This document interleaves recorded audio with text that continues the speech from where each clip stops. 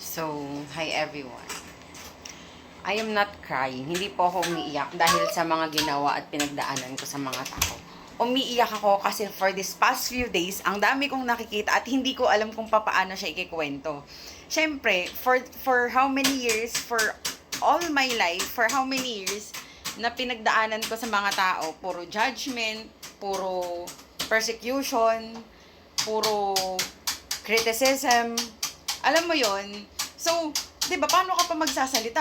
But hindi ko alam, maybe the Holy Spirit kasi ang sakit yung parang, alam mo yung parang gusto kang sumabog na, oy, kailangan gawin mo to, sabihin mo to, yung ganon. So, ang hirap ipakita sa lahat ng vision mo, sa dreams mo, na parang ipakita sa'yo kung ano yung mga pinagdaanan. God, oh, guys, grabe ang hirap. Kung kayo lang yung nasa kalagayan ko, siguro nasanay na lang ako dahil empath ako, at saka healer din ako. Nasanay na lang ako na nararamdaman ko yung nararamdaman ng mga tao at nakikita ko kung ano yung mga energies nila lahat. So, hindi na ako bago. Pero, yung kanina at saka for the past few days na mga nangyayari, grabe, parang alam mo yung, God, ano ba to? Di ba totoo ba to? Kailangan ko ba talagang gawin to? Ang hirap kasi yung past mo, sa bagay, siguro ito na nga yung sinasabi ni God na rebirth, reborn, that, no one can judge you, and your past doesn't define your future, and your past doesn't define for who you are. Kasi alam nyo, kanina pagising ko, ang bigat kasi pag hindi ko, may spinal injury kasi ako and I have other nerve damage, I have surgeries, so hindi ako pwede mag-suppress. Ang galing ni God, di ba? Yung alam niya kung sino yung gagamitin niyang tao. Kasi pag inipon ko lahat sa katawan ko yun, my God, guys, para akong kandila na nauubos na siguro manghihina ako hanggat hindi ko siya bino-voice out, hanggat hindi ko siya sinasabi. So, kanina talaga maiyak-iyak ako kasi yung parang alam mo yung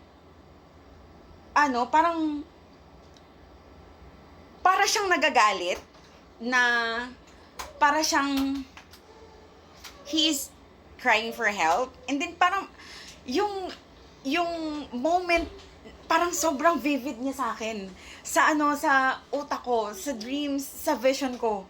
Alam mo yung parang kang nandoon, tapos nakikita mo kung paano siya, kinikilabutan ako. Bakit ganun? Alam mo yung parang kang, alam mo yung parang kang nandoon, so parang maiiyak ka, di ba? Yung parang, alam mo yung nakatingin siya sa'yo, tas oh my God, Lord. Alam mo yung grabe yung heartbeat ko. Alam mo yung alam mo yung mapapasabi ka na lang na, Lord, please forgive me. Please forgive us. Kasi alam mo na nag-sacrifice siya. Alam mo na and it's true.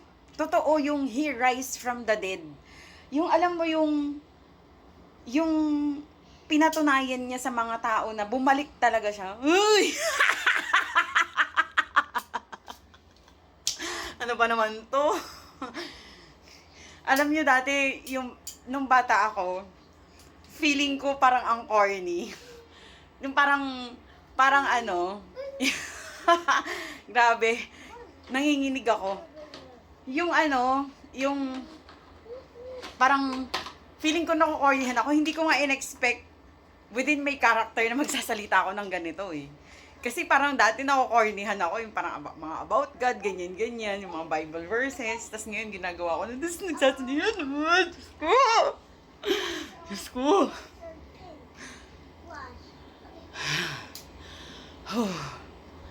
Grabe. Grabe guys, alam nyo kung kayo lang yung nakakaranas ng ganito, matatakot talaga kayo. Diyos ko, para kang nililipad sa ibang planeta. Yung para kang binubuhat, na hindi ko alam, na hindi ko maintindihan. Basta alam nyo, kung kayo lang nasa kalagayan ko, Diyos ko, baka na yun, parang yung umiinit na naman ako, parang kung nalagnatin. Tapos parang alam mo yung parang kang nakarating doon kung saan nangyari lahat. Yung basta na yan, Diyos ko naman. Alam niyo, grabe, ito na naman tayo. Di ba? Diyos ko!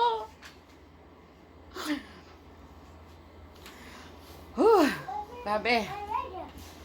Totoo ba to? Grabe. Ang bigat. Alam nyo kung sa inyo Uy, ang bigat. Grabe, parang alam mo yung... Isipin mo ha, parang makarating ka doon or parang makita mo kung ano talaga yung totoong nangyari. Diyos ko, ang bigat sa pakiramdam. Yung parang baka hindi mo na talaga kayanin. Yung parang... Siguro kasi ako, grabe na yung pinagdaanan ko sa buhay. Kaya parang kaya ko, 'di ba? Parang alam mo yun. Tas alam mo yung... Alam mo yung ano... Parang... Alam mo yung parang nakatingin siya sa'yo na parang siyang nanghihingi ng tulong. 'Di ba? Tas alam mo yung... Diyos ko, hindi ko ma-imagine, day. Bakit naman ganito? Diyos ko, patawarin mo kami. Lord, forgive us. Lord, patawarin mo kami. Patawarin mo po kami sa lahat ng mga kasalanang nagawa namin. Whew. Kawawa yung mga taong gumawa ng kasalanan sa akin.